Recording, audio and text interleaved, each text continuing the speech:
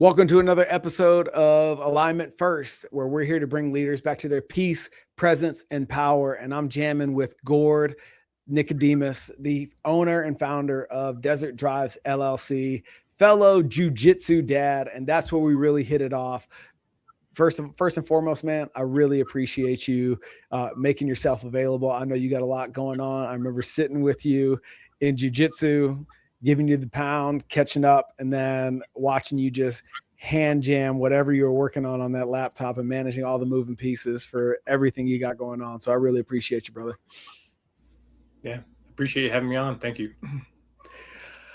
As I was stalking your LinkedIn, it was really interesting to find that we have a very similar undergraduate background, mine in health and human performance, yours in exercise and physiology out of Oregon State. And I was just really quick picking your brain about the corporate wellness gig at USAA once upon a time. And I want to start by diving down the rabbit hole of your dream job, but not your dream wage. Walk me through that. Yeah, so like you said, I'm originally from Oregon, born and raised. Spent my first 22 years of existence out there. I came out to Arizona for an internship at USAA. Corporate wellness. I thought it was the bee's knees, everything I ever wanted. The only thing that would have been better than that would have been some sort of wellness advisor for a professional sports organization. But you got to start somewhere. So I landed at USAA. I loved it. The job was awesome. Hours were awesome. The only thing that was very humbling was the wage. I was also working at Costco at the time, and I was making about $7 more an hour to box groceries than what they were willing to pay me full time to be on there, which wasn't really a shine of sunshine when you got student loans and you're moving out and starting your own gig. But the job itself seemed incredible. I mean, Monday through Friday, mandatory to work out on the clock for multiple hours a day, mandatory to take a 1 hour wellness break in addition to your mandatory 1 hour lunch. So you could really work out or, go to a yoga class, go to a nutrition class. They had relaxation rooms where you go in and it was like a full on like ambiance, plants, like big old TV with the ocean in the background, and they encouraged you to sleep on the clock. Like, who does that? It was so awesome. But $17.50 an hour wasn't going to pay the bills, especially when I was at the W-2 and they were paying me closer to 25 at the time. But, it was very eye-opening. So I ended up pursuing the old Costco route. But, times are changing. I started dabbling in different side hustles. My parents are entrepreneurs and started my own businesses. And, now we're here. Now we're both business owners. Dude, I love it though, man. What did you ever, beyond the internship, did you pursue any increase in wages or benefits or whatever, or were they offsetting your compensation with all of those perks? What was the narrative to justify just $1 over a minimum wage? Yeah, it was a little bit of both. Because I wasn't the lead wellness advisor on site. I was, the part of the staff, so to speak. They couldn't. That was their reasoning. And everything in wellness, they want years of experience. Like even when you're applying for jobs, they ask for like 5 to 10 years of experience to apply. But how are you going to get that background if you don't have a job in the industry? Like that was the hardest part. I'm sure you can relate to that. We have similar backgrounds, and just the irony of, I want you having all of this background. And, I, had some football background. I, obviously being Oregon State, that's a Nike junior. So we had great facilities, great programs. I can't even remember the name of the ones, but I have a lot of friends who like were in the same background as me that like trained Olympians, like trained professional athletes, worked with the Portland Trail Blazers, worked with the Seattle Seahawks, but, we all kind of pursued our own, niche, so to speak. I personally, like I said, wanted to do corporate because with corporate wellness, you get paid all year. With professional, you get paid for 9 months, and then you got to fill that gap. So Mm-hmm. I always wanted a family. I knew it'd be better to have income for 12 months than 9. But yeah, I ended up pursuing a different course. Went after Costco. I tried to quit. Every time I tried to quit, they promoted me, and now I'm still there. So, Dude, that's awesome. At Oregon State, did you play at Oregon State? I tried walking on, but I tore my MCL 2 days before the tryout. Oh, fuck. So, Yeah.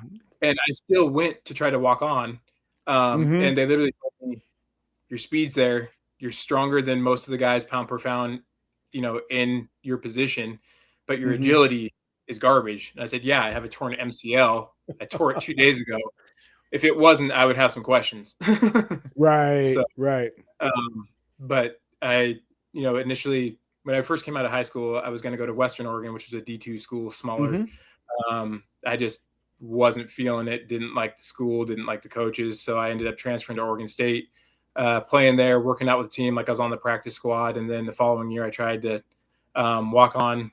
And then literally 2 days before, I was, probably had more weight on my back than I should have going into a tryout.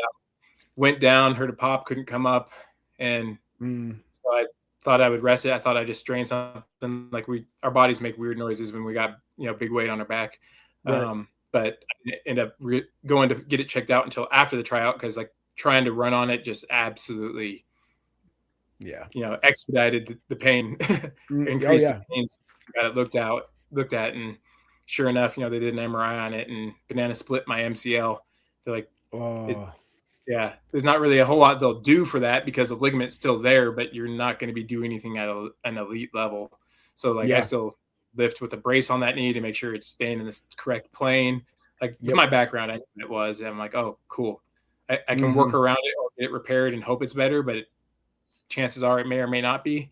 So I never ended up fixing it and just did, the best I can with the cards I was given. So yeah, the journey into corporate, again, just peeling back another layer of things we have in common. I had my knee replaced 2.5 years ago, and I didn't realize how much pain I was in until I didn't have it anymore. What's it like in the corporate wellness space? Because I've heard from a lot of buddies, USAA being such a veteran friendly environment, but did you feel by virtue of your compensation or the culture that that wellness perspective, this initiative that is supposed to drive profitability and cultural integration and all of these things that have tremendous upside when your people are taking less sick days and you're essentially, by virtue of the culture, making them take care of themselves. Did you see that mission being fulfilled, or was it still an uphill climb for you?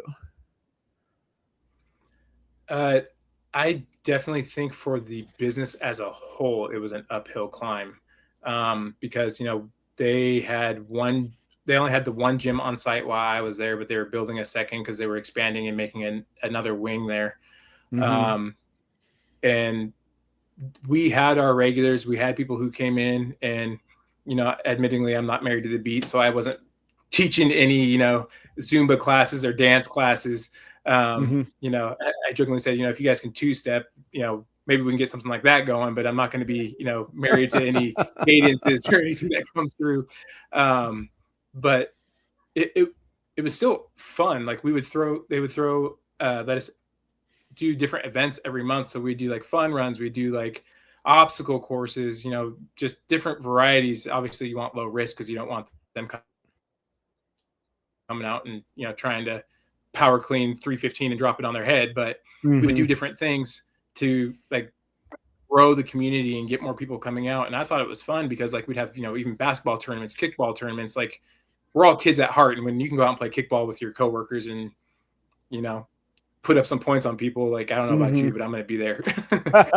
I want those No, bragging rights. Like, yeah. but I like your mindset, man. The reintegrating the play, you know, when I had my training facility here in Scottsdale for the better part of a decade, it was interesting, you know, the people that would bring themselves back around to play in their practice of fitness had the best results and were the most consistent because they didn't look at it as another obligation or another job. And it sounds like you went the extra mile in creating opportunities for people to bring the play back in. And I'm reminded of a good friend of mine who she owns a marketing company called Play Street. And her whole ethos is bringing play back to the corporate sector and how much consulting and vision casting and goal setting and stuff like that is just so paint by numbers, monotonous and black and white that there's like, where's the fun in all of this? And in our little time with each other up to this point, there's a pattern that I'm seeing show up for Gord, in that you are very playful in your life's experience. Like I've watched you interact with your kid at jujitsu. I'm listening to the way that you would, in for anybody else, holding down the gig at Costco, the internship at USAA, and trying to get your feet on the ground in the professional world post college, and then all the development of desert drives and airport parking, which we'll get into in a second. It seems to be based on the platform of play. You are just genuinely interested in having fun with all of these endeavors.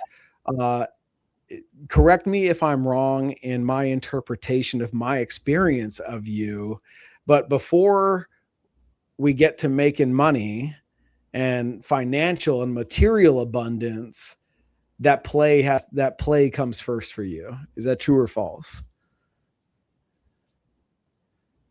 I mean, no one's ever like portrayed it that way, but I definitely agree with you. You know, connections are everything, and if you can't connect with people, like where are you going to go? You know what I mean? Because it doesn't matter, and this might be Costco, just, you know, the 12 years of Costco, but even though we're retail, we're people. Like, we're a people business. Right. And that was kind of engraved to me. And, you know, obviously in college, you know, I was involved in team sports, you know, ever since I can remember. Everything is team. Like, you have to be able to connect with the team, and you have to know your audience and how to connect with your audience. Because I can promise you, like, I don't talk to the, you know, the folks at Costco that come in at 2 a.m. the same way I talk to the college kids working at night. You know, if I'm kind and, you know, bubbly with them, they're going to say, get the hell away from me. Like, sometimes with them, just, you know, good to see a brother and move on is good enough for them. But, you know, the kids at night, it's, hey, how you doing? Is everything going okay? Hey, I need a quick favor from you real quick. If you got time, let's go look at something. But, you know, if I did that with the guys in the morning, they'd be like, get to the point. What do you want? It's, but, you know, everybody's their own individual. Everybody has their own personality. You know, you have to find their language, find how you connect with them. You know, it really is, you know, it's no different than the team setting, you know, playing football, you know, being in sports, you know, coaching up the little man at jiu-jitsu. Like, you've seen it too. My daughter's the one that I got to worry about, not my son. My son, I can just be calm and tell him what's going on. And my daughter, like, eye contact. Going on. Totally, man. So one of the things that I spend a lot of time teaching and coaching is, you know, you hear it in the zeitgeist quite often that the best leaders tend to be the best communicators. And I take it a step further in that I feel the best leaders are the best translators, because to your point, whether you're going to communicate differently to the crew in the morning versus the night watch. And the through line there is making sure that I'm speaking Gord's language, not and meeting you where you're at, not imposing my communication style on you with the expectation that you understand and reciprocate.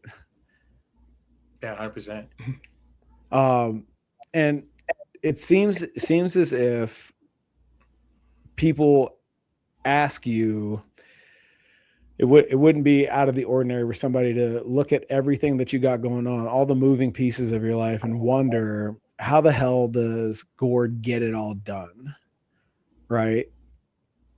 Walk me through what your parents showed you as far as entrepreneurship is concerned that allows you to successfully manage all the moving pieces of your life. That's tough, man. But I love my parents to death, but admittingly, I was the oldest son in a family where, you know, work comes first, fun comes second.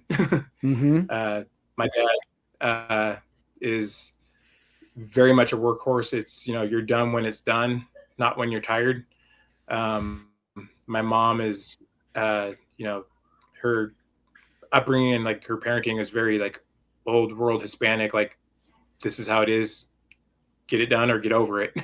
Like, my dad, one of my least favorite lines that he used on me when I was growing up is now my favorite line to use as a leader is, a lack of preparation on your behalf doesn't constitute an emergency on mine. And so, yeah, it's a double-edged sword. Like, you hear it, and as a leader, you're like, 100%, I get that. But when you're receiving it, it's like, understood. Right. So it's very much, how I was brought up and taught, like, your situation is the quotient of your actions. You created the situation, so go fix it.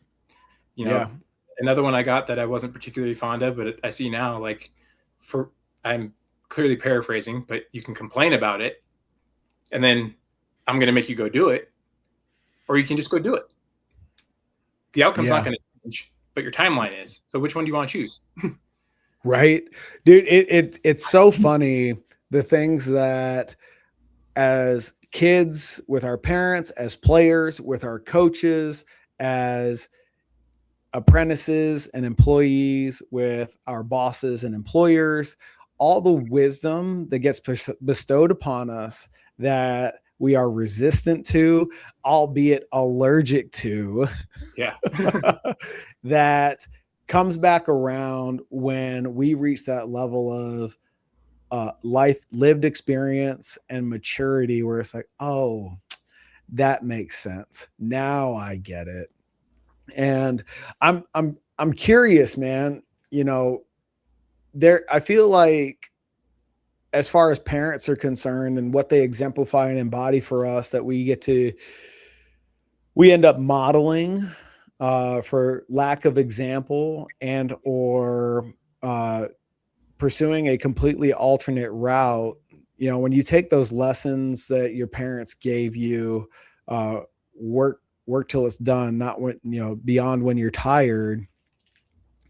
Does that serve you in entrepreneurship now, or have you transcended and included that lesson and applied it to the context of Gord? Because I was walking through this with a client not too long ago, where they were working through lessons that they had taken from their parents, but had not yet made the leap to apply it to the context of their life.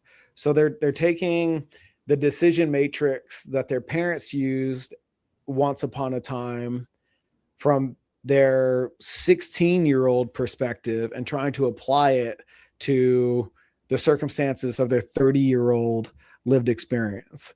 So the lesson may not have any fault to it, but its application, because the context is different, kept falling short. So I'm curious, as now as a dad and a business owner, business leader, have you made that leap and brought it full circle to here's the fruit of that lesson, but here's how it applies to me now, not trying to bring that early childhood perception into your adult existence? Oh yeah, certainly. I mean, the message can be interpreted a multitude of different ways, but Mm-hmm. I do my best to like use it in doses, because I also see the other side of the coin that working until it's done might have you working, for a month straight without sleep. Mm-hmm. But you need to work until like you know what your limit is, because at a certain point your work output's going to diminish. It's not going to be quality, and then you're going to be creating more work for yourself. But on the same coin, there's nothing wrong with pushing yourself a little bit harder. I mean, that's why we're all here. We pushed ourselves beyond what our comfort zone used to be. Mm-hmm. I promise you, if I told the me from 5 years ago what I do today, I would probably look at myself like a ghost and say, "You're a special kind of stupid." But my plate's bigger. And it would have been a two-way conversation, because the decisions I was making then aren't ones I would make now, because I know what I know. But sometimes you don't know what you can learn until you like go after a certain goal. Like, never in a million years did I think I was running $2 million businesses. Here I am. But also, like, now there's things that I'm doing or that I did months ago that me today, I'd probably say, "Hey, follow me down this alley real quick." And then, ideas out of my head.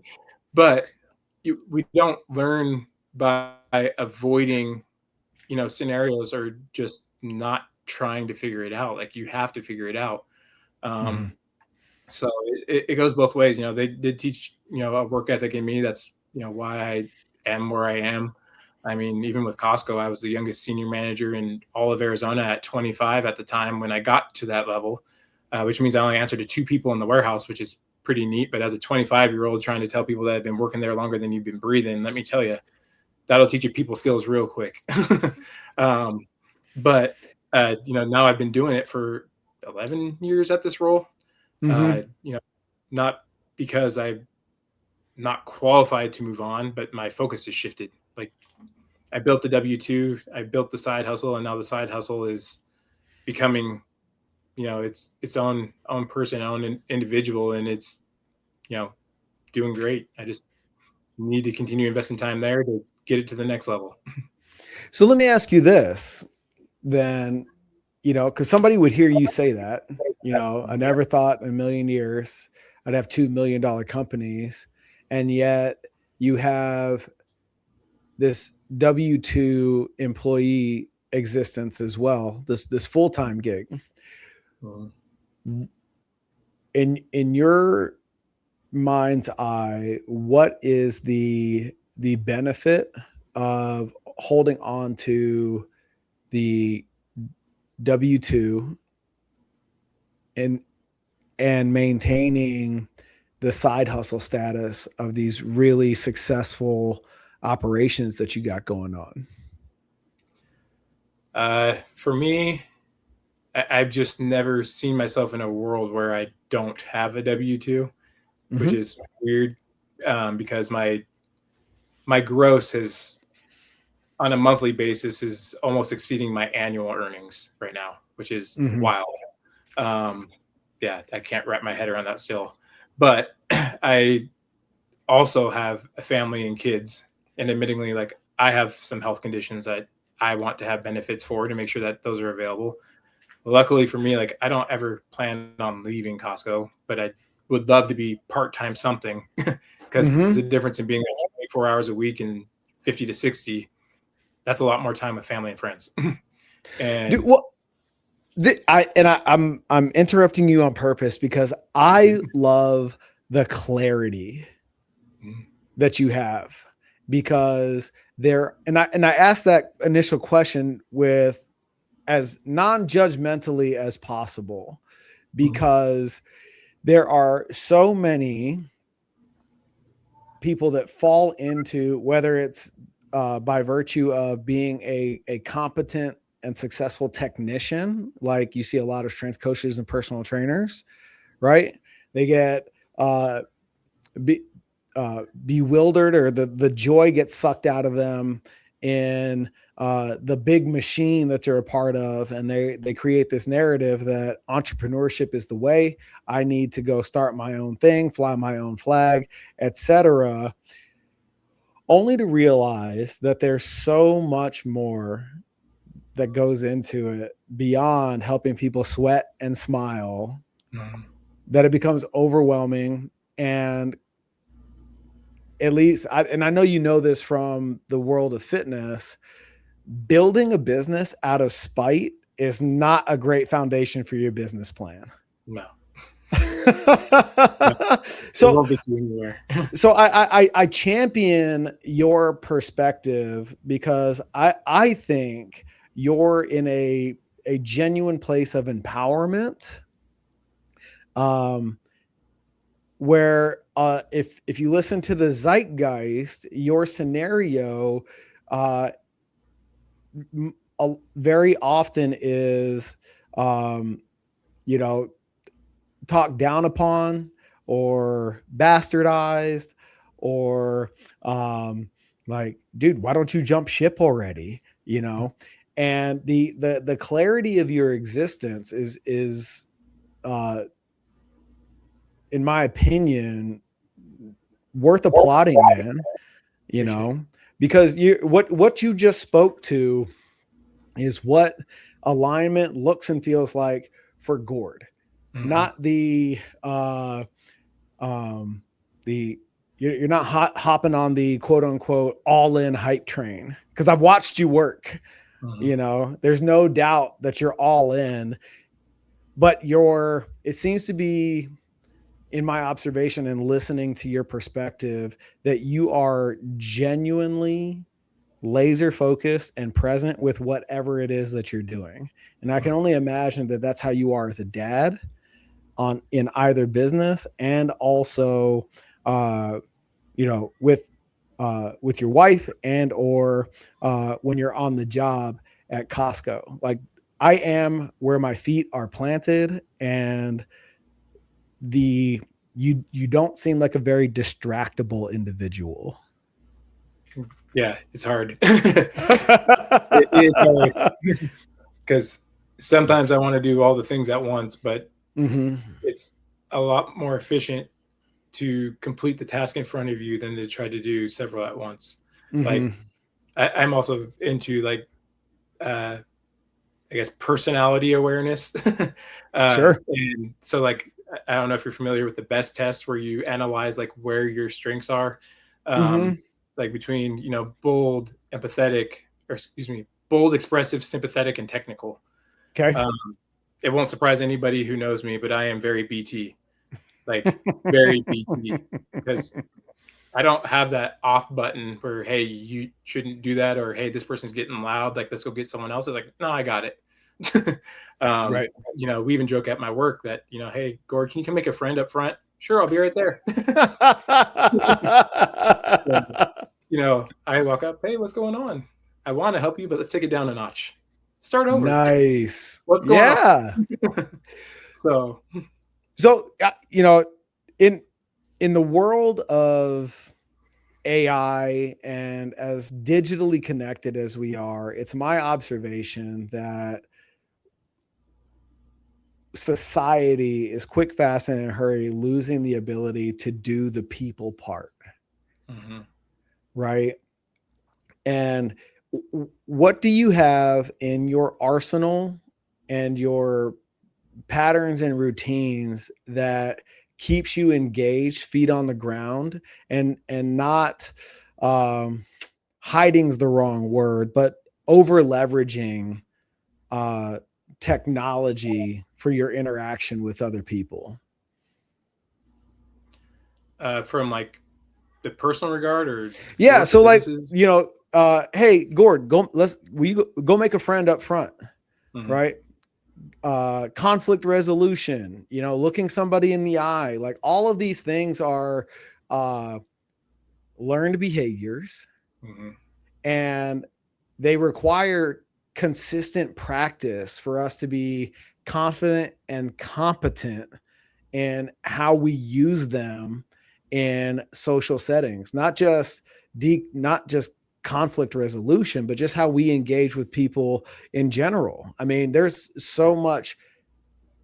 The people component of your businesses is, even though you have a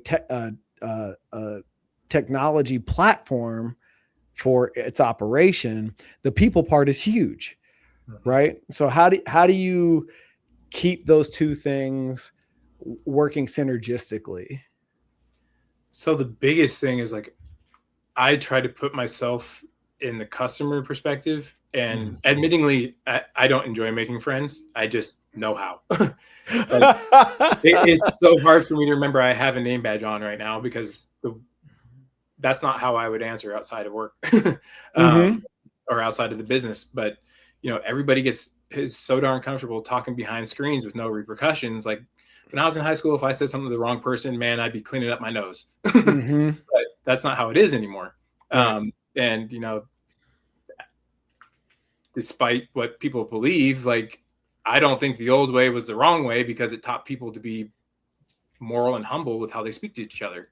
Sure. Like, granted, I don't think violence is ever the answer, Mm-hmm. but action should always have consequences. Yes. Um, and with screens, there are a lot less consequences. So, Mm-hmm. I won't get into the rabbit hole on that one. But the biggest thing for me is like you have to put yourself in basically the shoes of the consumer. Like when you're talking to people, you Mm-hmm. know, there's one of my bosses actually taught me that always state your intention, because people are very good at assuming and thinking that you will match their energy. You don't have to. If you walk up and the first thing out of your mouth is, I want to help you, but Mm-hmm. let's take let's take a moment, or come talk to me over here because I want to help you. And sometimes even taking somebody out of the setting that they're in, even if it's 10 feet, they feel like they're in a different area, and so it resets them. Another one that I love to do is like when I'll ask people, are you okay? Like in the middle of what they're doing. Because if you were, I don't think this is how this situation would be going, but are you okay? Because I think that's more important than solving this issue. I need to make sure you're okay first. Well, this, that, and my bills and this and that. I'm like, yeah, I would be frustrated if that was my reality too. Mm-hmm. Unfortunately, I can't help with that, but I can help with this. So how can we find something in the middle that's going to not get me in trouble with my boss, but make sure Mm-hmm. you're happy? So Does it's that catch? Are people? What is the typical response to that approach? Are people disarmed? Does their guard go yeah, up momentarily? Like what do you get when you approach somebody who is activated and you approach them with that level of empathy, concern, and genuine presence? I definitely think like it disarms people because their face goes from like hot to what? Like most people when they're activated, like they got fire and they're ready to throw fire on fire. But if you walk up and like that's your demeanor, like they're looking for a reaction in all realms of everything. And if you don't give them one, Mm-hmm. they are disarmed. Like they might get more aggravated, but you just reiterate what you said, like, hey, I want to help you, Mm-hmm. but I don't think I can right now. So let's try again. But you also give off, and I mean this genuinely and in the most loving way. You give off that alpha male presence, Yeah. right? So when you step on the scene and I don't know anything about you, just all of the assumptions that come with my lived experience with in the engagement of people who look like you, who look like us, right? Whatever that is, right? And you set the table with empathy and concern. Are you familiar with the term disconfirming information? No. Okay. So I have all those assumptions about you, even though I don't even know you, right? The muscles, the tattoos, the clothes you wear, right? All of that comes with assumptions based on my lived experience, right? And let's say that assumption is something negative, right? On site, my assumption is you're loud, you're mean, you're obnoxious, you're unaware. And then we engage with each other, and I met with something that is the complete opposite of that. Wow, he's kind, he listens, he's paying attention, I feel seen. So you're presenting me with disconfirming information, and now I have to make a choice. I can either act a certain way that brings you around to confirm my assumption about you, or I have to accept this new reality based on the information I now have. Yeah. Right. And I'm curious, especially in these moments of peak emotional states, you know, something's not going right with a customer or whatever, and you got to defuse the situation. Do they go up before they come down, or is it like almost immediate, like you're watching them short circuit behind the eyes? Like, what the fuck? Who am I talking to? What's going on? I'm confused. No, it's primarily the latter. Because like I've, like you said, I'm a petite 6'2", 260.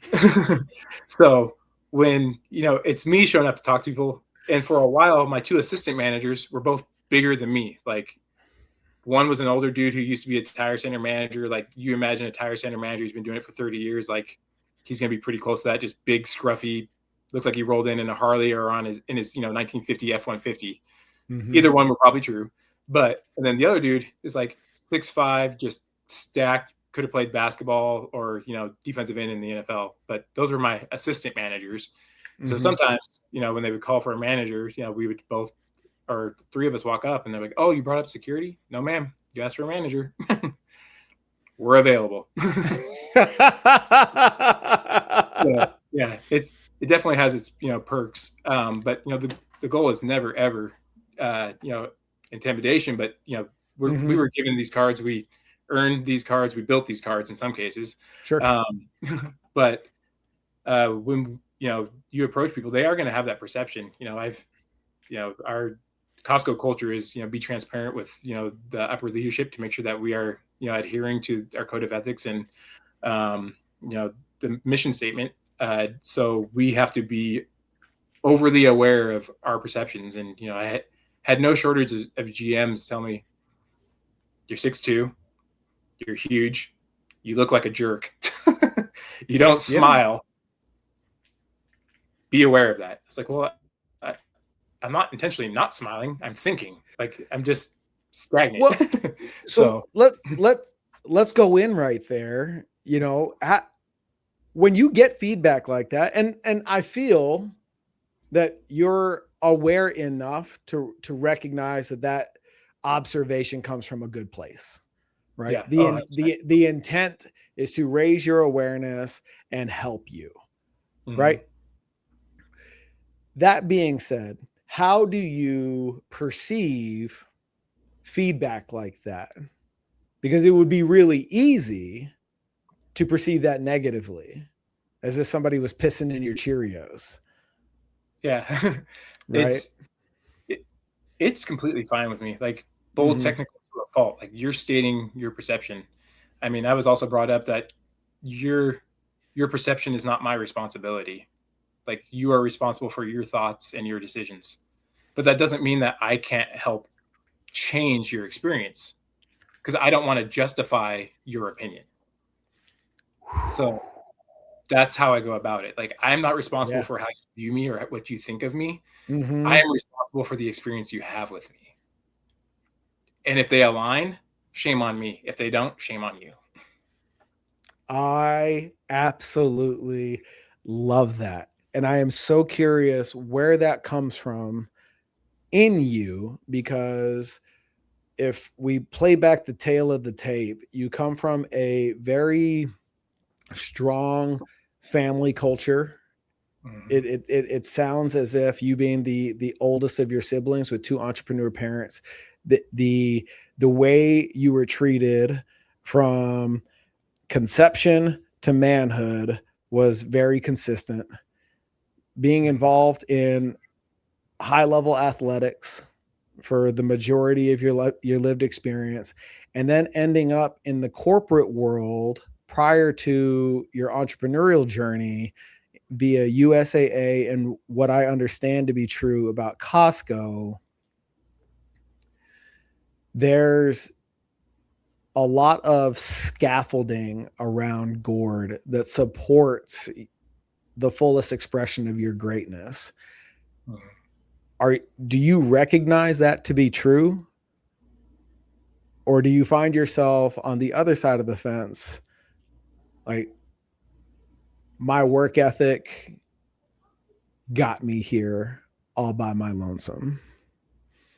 Uh, Depending on the day, but it's definitely because nobody ever. I shouldn't say nobody. It's very hard to be successful or get to where you are without a mentor. Mm-hmm. Very hard to be successful and get to where you want to be without being receptive to feedback. Like, you'll get there. It Mm-hmm. just isn't going to be as quick as it could be if you aren't receptive to input. Like, Mm-hmm. one thing I've learned, like when I was initially starting my businesses, like I didn't want to do anything with a mentor. Like, I'll figure it out. I can find this online. Like, I don't need anybody telling me anything because that's their opinion. It's not fact. Well, Ooh, okay. but they've been doing it. Mm-hmm. So what makes what fact? Like, the argument goes both ways. If you're going to sit here and tell me, hey, this from my experience, this is what works, and if I say, well, this is what I read up on, this is what should work, you're doing it. Mm-hmm. So why is my fact more or hold more weight than your experience? Mm-hmm. You know what I mean? So Right. that was a big eye opener for me because I invested in mentorships and um, I have a mentor in the parking world. I have a mentor in the rental car business. I would even say for a while in Costco I had a mentor because they were trying to fast track me because the company's facing mass exodus of everybody coming of retirement age, and the company's growing and expanding. And I have no doubt that if I wanted to have my own warehouse by now, I would probably be pretty close, if not already there. Mm-hmm. Uh, but that's not my path. That's not what I want for me and my family right now. Um, Mm-hmm. it's a great company. I have nothing negative to say about it, but OT is own time, and I want my own time for my family. Yeah. Yeah. Walk me through what you look for in a mentor. Uh, Shoot. Um, the first one just kind of happened organically. He was already doing it. He owns and manages. It's called Phoenix Parking Solutions, which is coincidentally has zero affiliation with the state of Arizona or the city of Phoenix. It's out of Atlanta, Georgia, and the bird on the city crest was a phoenix, so Mm. that's where the name came from. But he helps manage, all the back end SaaS of the parking lot, and built out the website, all that kind of stuff. And so he helps us with, the mentorship as far as, not only parking, but just being a business owner. He also owns a virtual driving range bar called the Back Nine. So it's kind of like Top Golf, but it's all virtual, and they got good food, good drinks, and he has several different franchises. So he also does all the things, and he is a lot more successful than I am. But Mm-hmm. you learn and you elevate yourself by they say that you become an average of the 5 people you talk to the most. Right. So I try to do that, and it's a bummer. I've cut ties with a lot of my friends that I've had growing up, and even since I moved out here, but I mean this in the nicest way, but they aren't adding value to my life. Mm-hmm. We need to add value to each other's life. That's why, my wife and I, we live a little bit west of, our jujitsu. We Yeah. could have easily gone to Phoenix, but we chose to go to Scottsdale because we want to be around parents that are like-minded. Not saying that that's not present in Phoenix, but it's more abundant in Scottsdale. Sure. That's why we come to Scottsdale. Same goes, like, I was invited out to Las Vegas for another podcast last July. So it's actually been about a year. And I met the guy who's doing the rental cars, and we just kicked it off because he has a fleet of like $400, and the dude isn't losing any sleep over making money. But he was asking about the parking lot. He's like, man, sometimes I think parking would have been the better way to go because it just seems so much more passive. And so, we just started going back and forth and, talking about different things. And, everything's, it depends. Like, it depends on your business model. It depends on where you're located. It depends. Rental cars, you certainly need human help to deal with all the human aspects of it. Parking's pretty straightforward, but things happen, like people, I mean, we get monsoons. So, you might get a palm tree leaf that blows off and hits somebody's windshield, and now it's cracked, and now they think it's your fault and you're replacing the windshield. But like, we take everything case by case to try to help people. But it really helps when the person is doing what you want to do and you can see that they're successful in it. Yeah. You seem to be very intentional and deliberate in all phases of your life. And what I love about the way you describe your relationships is it is so far away from transactional, and yet you're very aware of the two-way street that is value. And it's very much aligned with what and how we coach, in that you're asking two questions simultaneously. Am I adding value to you? And are you adding value to me? And that is not limited to a financial transaction of any kind. Am I a better version of me when I'm in your presence? Right? Is the ironing sharpening iron here? And that is to the point that you made earlier about losing friends and gaining mentors, and surrounding yourself with people that are aligned in what you want for yourself, who you are, and where you're going. Sometimes when you achieve that level of awareness, correct me if I'm wrong, the first and biggest initial challenge is, I leverage a framework called ARA: anchor, understand, release, and align. The releasing part, because we want to hang on to things that are familiar to us, whether they're good for us or not. But that letting go is required if we want to create the space and the energetic capacity to achieve the next thing. Was that when you arrived there and started doing it consciously, was that a challenge for you?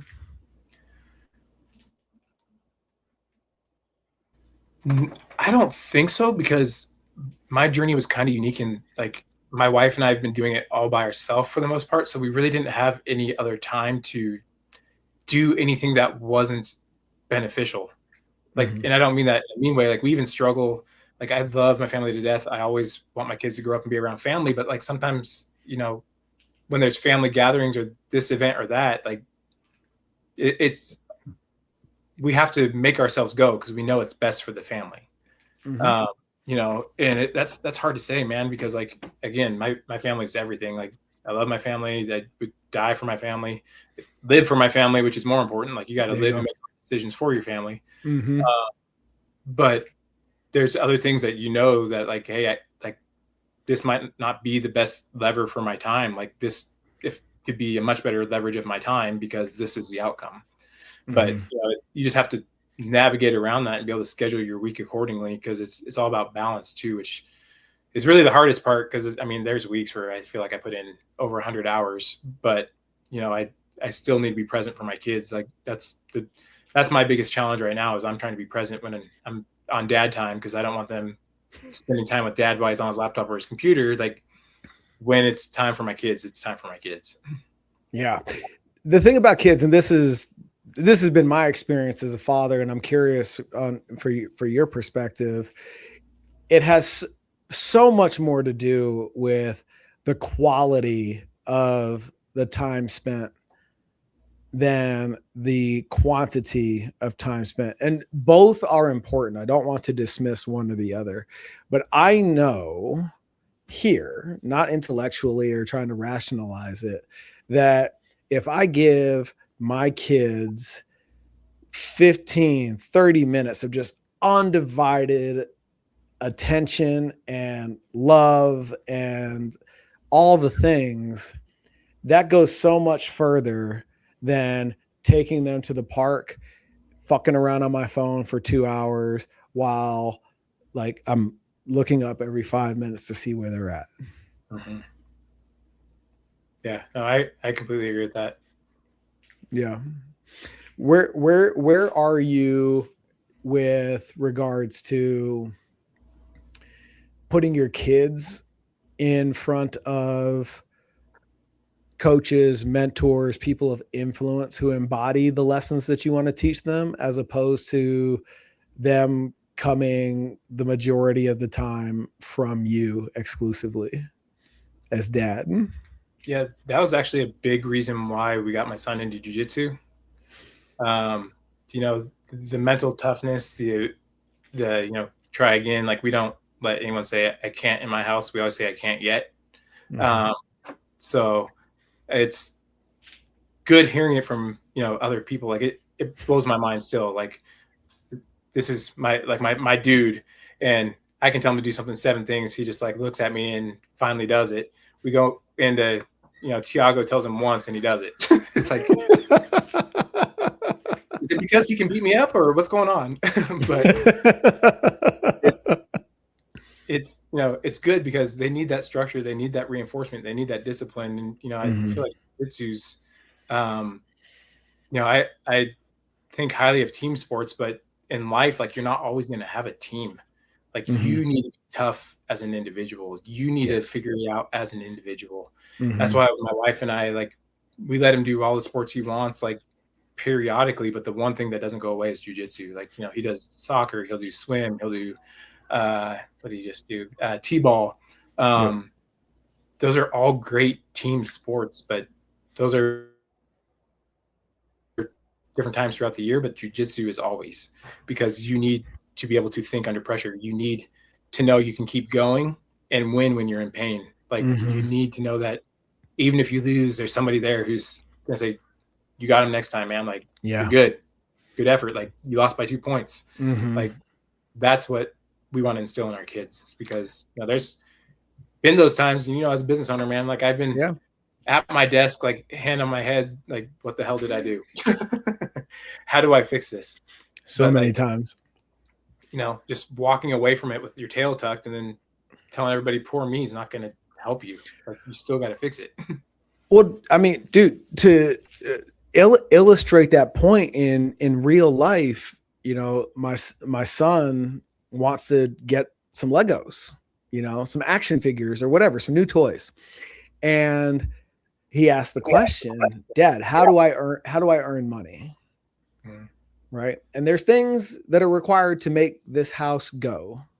They're called chores, you know? So, you know, we don't incentivize in that way the things that you're supposed to do, right?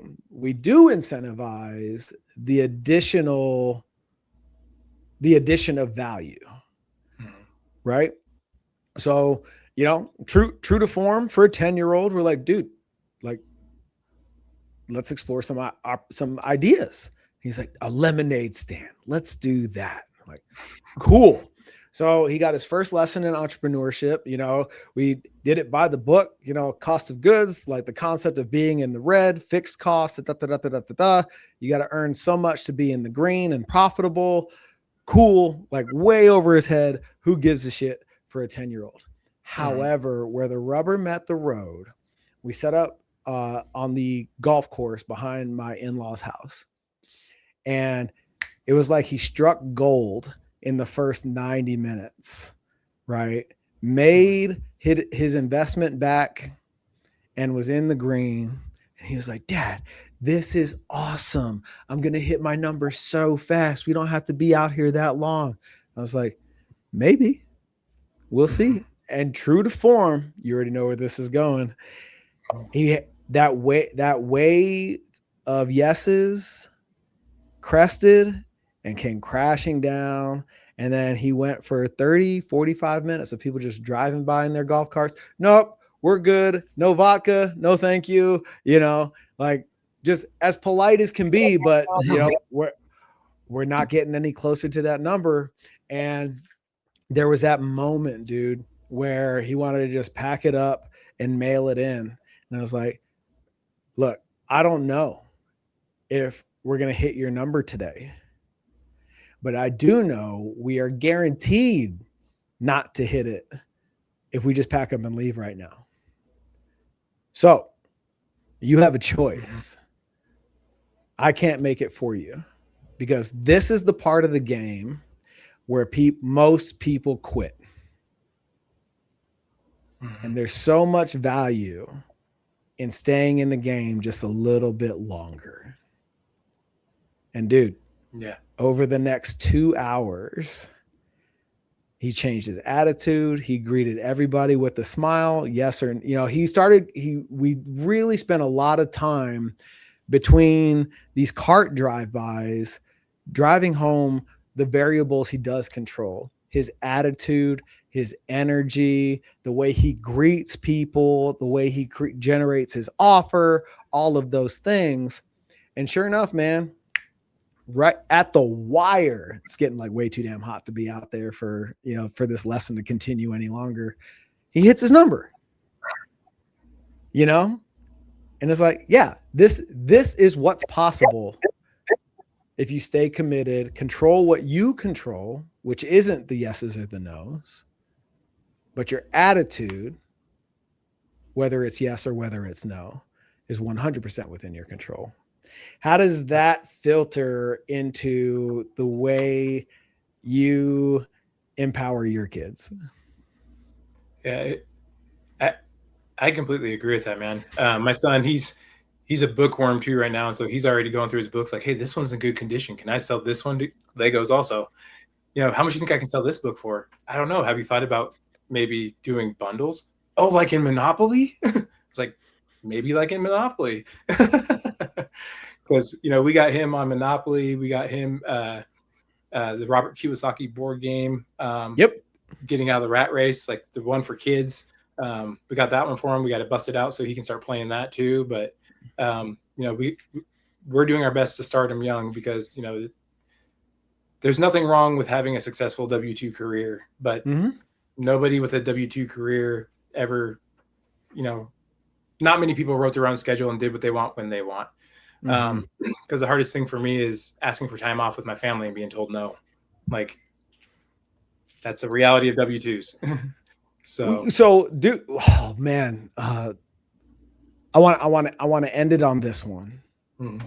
How do you juggle that with the exposure that you have to both sides of the fence? It's tough because sometimes when I do get the time off from the W-2, I got to be there for, the entrepreneurial ventures. So it's really having the right people and the right team and, empowering them to help you. I'm big on SOPs, procedures, and policy because if we have a consistent procedure and policy, you don't deviate from it. It's literally your decisions on paper. This is what I've done in these situations. This is what I want you to do. And we have different KPIs. And I generally told my guy who wants the manager role, like, I think your KPI is going to be the amount of times you call me to ask a question. If the answer's in the manual, it comes out of your bonus. What? Yeah. My phone doesn't ring, you get more money. So